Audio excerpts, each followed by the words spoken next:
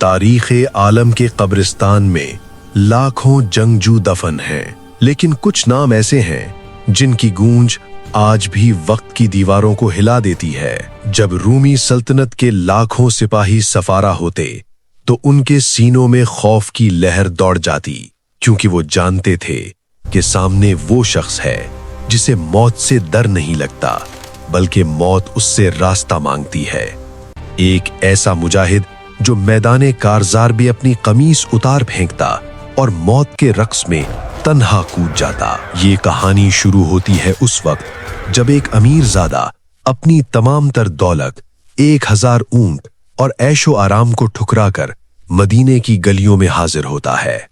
زرار بن ازور، جنہوں نے دنیا کی چکا چوند کو ٹھکرا کر اللہ کے رسول صلی اللہ علیہ وآلہ وسلم کی غلامی کا پٹا اپنے گلے میں ڈالا۔ آپ صلی اللہ علیہ وآلہ وسلم نے فرمایا تھا، زرار، تمہاری یہ تجارت نفع بخش رہی، اور پھر دنیا نے دیکھا کہ اس نفع نے تاریخ بدل ڈالی۔ اجنادین کا میدان جنگ، حد نگاہ تک رومیوں کا سمندر، اچانک مسلمانوں کی صفوں سے ایک ہیولا نکلتا ہے۔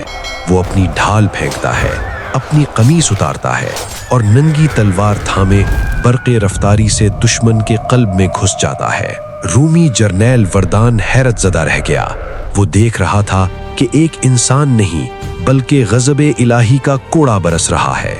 زرار کی تلوار جہاں سے گزرتی وہاں لاشوں کے ڈھیر لگ جاتے۔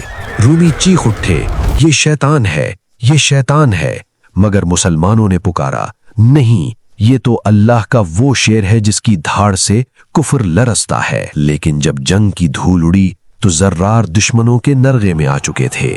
وہ قید کر لیے گئے۔ اسلامی لشکر میں صفے ماتم بچھ گئی۔ تبھی افق سے ایک نقاب پوش سوار نمودار ہوا، ایک ایسا سوار جس کے حملوں میں زرار جیسی ہی کاٹ تھی۔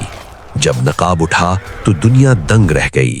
وہ زرار کی بہن خولہ بنت ازور تھیں۔ بہن نے بھائی کی جدائی میں وہ تلوار چلائی کہ رومیوں کی تاریخ بدل ڈالی اور اپنے بھائی کو موت کے منہ سے چھین لائیں۔ روشنی کے سفر 12 کے معزز ساتھیوں، زرار بن ازور کی زندگی ہمیں یہ پیغام دیتی ہے کہ جب انسان کا رشتہ آسمان والے سے جڑ جائے تو زمین کی کوئی طاقت اسے زیر نہیں کر سکتی۔